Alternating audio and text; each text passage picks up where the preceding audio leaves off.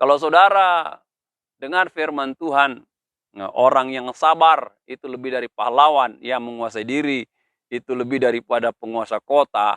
Di mana ujiannya itu Bapak Ibu? Saudara akan dihampiri orang-orang yang menjengkelkan saudara, memfitnah saudara, yang merugikan saudara, menipu saudara. Saudara akan dihadapkan dengan orang-orang seperti itu.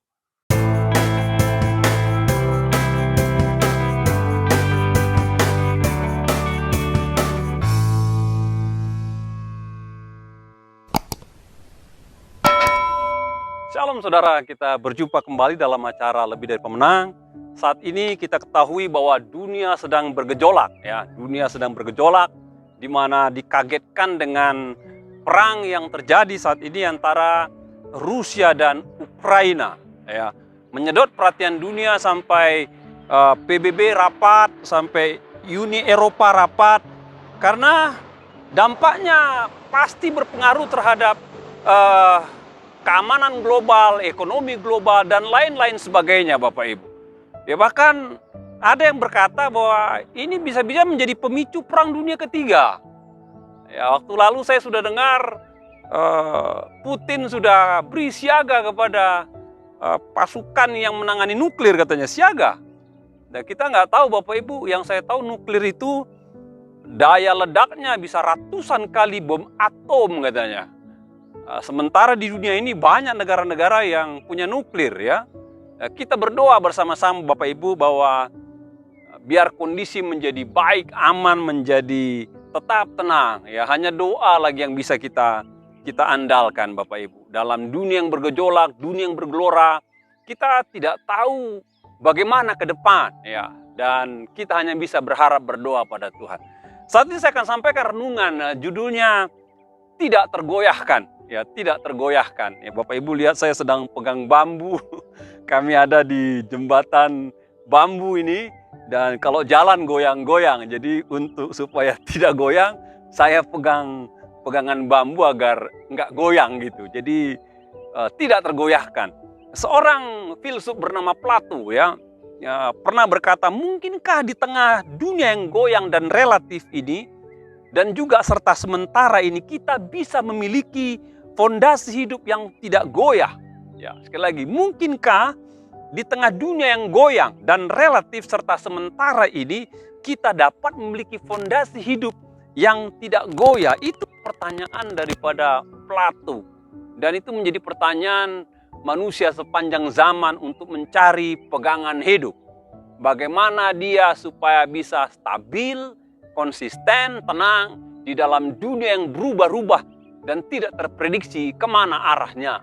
Manusia butuh pegangan hidup. Nah, ketika saya baca firman Tuhan Bapak Ibu, ada berapa kebenaran yang bisa kita pegang dalam hidup kita agar kita punya fondasi hidup yang tidak goyah.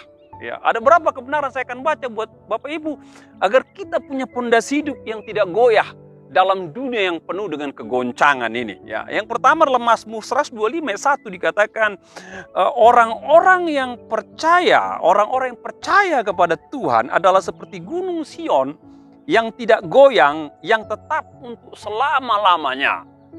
Mazmur menegaskan Bapak Ibu, kalau ingin punya fondasi hidup yang kuat, percayalah kepada Tuhan.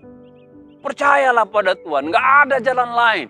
Gambaran kepercayaan ini Bapak Ibu diibaratkan kalau orang percaya kepada Tuhan itu ibarat gunung Sion.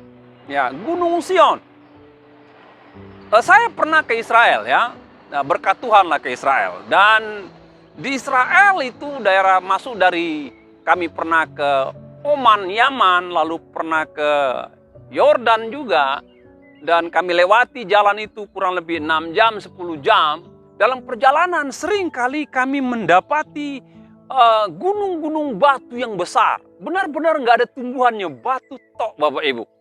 Batu tok, gunung-gunung batu yang luar biasa. Nah, di situ saya paham, ya, ketika Mazmur katakan Allah gunung batuku, baru saya paham Bapak Ibu.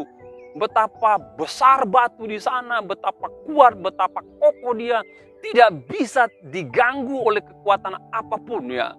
Dan Mazmur katakan kalau orang ingin punya fondasi kuat, dia harus percaya pada Tuhan.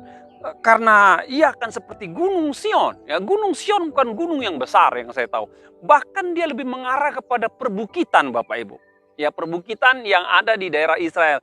Dan ada banyak pakar mengatakan bahwa kota Yerusalem itu dibangun di atas perbukitan Sion itu Bapak Ibu.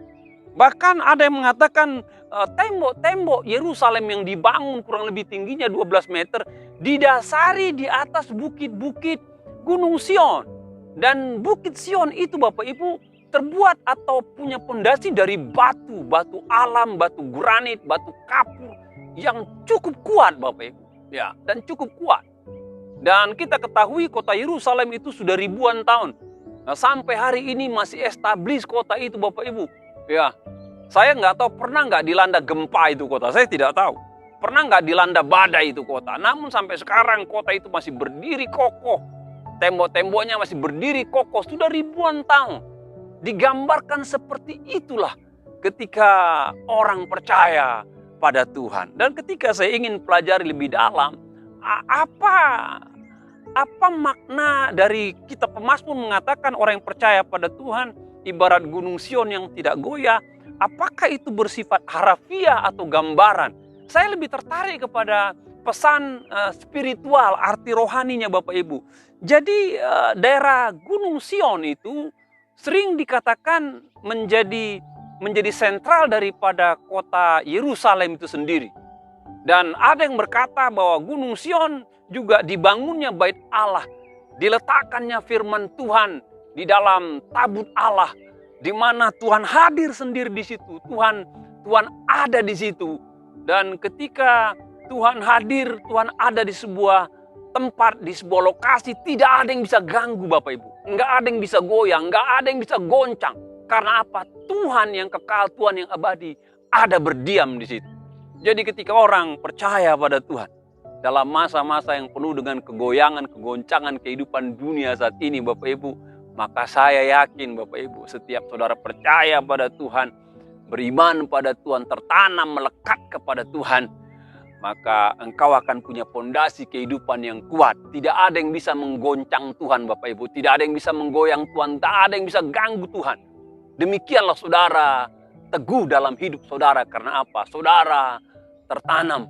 Saudara berdiri di atas pondasi hidup yang kuat. Yaitu Tuhan itu sendiri. Allah itu sendiri. Jadi bagaimana saudara agar punya pondasi kehidupan yang kuat?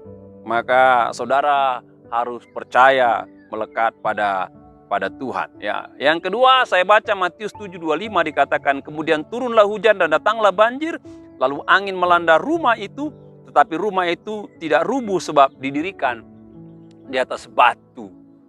Yang kedua, bagaimana saudara supaya punya pondasi hidup yang kuat? Yang pertama tadi, ya percaya pada Tuhan. Ya, percaya pada Tuhan, melekat pada Tuhan.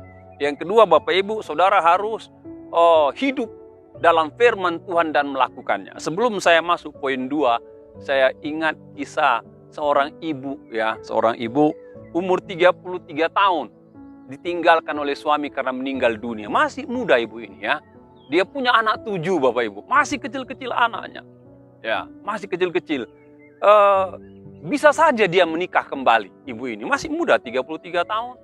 Ya, masih ada yang mau, pasti saya percaya ada yang mau, anaknya 7. Namun ibu ini bertekad Bapak Ibu, dia tidak akan menikah dan dia hanya mengandalkan Tuhan sebagai kekuatan hidup. Ya, dia tidak punya pekerjaan yang pasti, dia tidak punya skill, dia cuma ibu rumah tangga biasa. Dia hanya punya Tuhan. Dia berdoa sama Tuhan agar Tuhan beri dia kekuatan untuk menafkahi anak-anaknya dalam keterbatasan, membesarkan anak-anaknya di dalam kesulitan. Dan menurut cerita yang saya baca dari anaknya ditulis di buku, setiap pagi ibu ini berdoa. Ya, setiap pagi dia berdoa, jam 6, ambil 1 jam. Dia datang kepada Tuhan, berdoa dia di sana. Ya, memohon kepada yang di atas agar memberi dia kekuatan, memberikan dia pertolongan. Setiap pagi dia katakan, Tuhan beri saya pertolongan, beri saya kekuatan untuk membesarkan anak-anak saya. Beri saya kekuatan untuk melewati masa sulit, beri saya kekuatan Tuhan untuk bisa menjalani hari demi hari, bulan, minggu, tahun, bahkan berpuluh tahun. Tidak singkat, namun pasti Bapak Ibu. Di kemudian hari, anak-anaknya menjadi orang-orang hebat. Ya, 5 daripada anak-anaknya menjadi hamba Tuhan. Ya, 1 jadi komposer, 1 lagi menjadi cendekiawan, dan beberapa anak-anaknya hidup di Amerika, Bapak Ibu. Ya, luar biasa. Karena apa? Karena ketika goncangan datang menghantam ibu ini, suami meninggal dunia, dia berpegang, percaya penuh pada Tuhan, bersandar pada Tuhan, maka Tuhan menjadi pondasi kehidupannya dan dia bisa melewati itu. Kembali kepada poin 2 Matius 7:25, kemudian turunlah hujan, datanglah banjir, lalu angin melanda rumah itu, tapi rumah itu tidak rubuh sebab didirikan di atas batu. Ya, ini yang kedua, saudara harus percaya firman Tuhan. Bukan hanya percaya, saudara harus pegang dan lakukan firman Tuhan. Ada 2 tipe orang, kata Tuhan Yesus di sini mengenai orang yang mendengar firman Tuhan. Pertama, orang yang mendengar tapi tidak melakukannya. Itu katanya ibarat rumah dibangun di atas pasir. Ya, pasir itu fragile, Bapak Ibu, gampang goyah. Kalau datang air hanyut dia, datang angin tertiup dia, Bapak Ibu. Dan bayangkan kalau rumah dibangun di atas pasir, datang angin, datang banjir, datang arus, pasti rumahnya rubuh, kehancurannya rusak katanya. Ya, demikian kita, kalau kita sering dengar firman tapi tidak pegang, tidak lakukan, maka hidup kita rapuh, Bapak Ibu. Dalam dunia yang penuh dengan gejolak, apa pegangan kita? Ya, firman Tuhan. Ya, tapi dikatakan orang seperti apa yang bisa teguh? Adalah orang-orang yang berpegang dan melakukannya. Di manakah ujian? Perhatikan.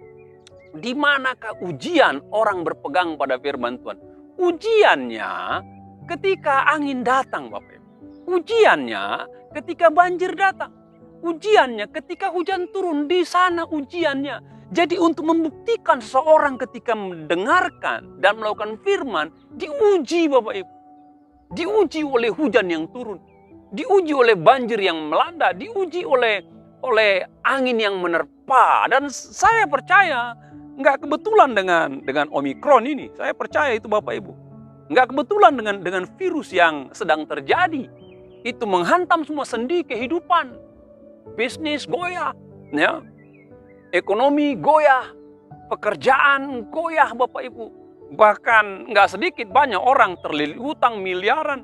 Aset-aset mulai dijual, barang-barang berharga mulai dilepas. Dan nggak tahu sampai kapan orang terus berdoa pada Tuhan, belum terjadi perkara-perkara yang dia rindukan.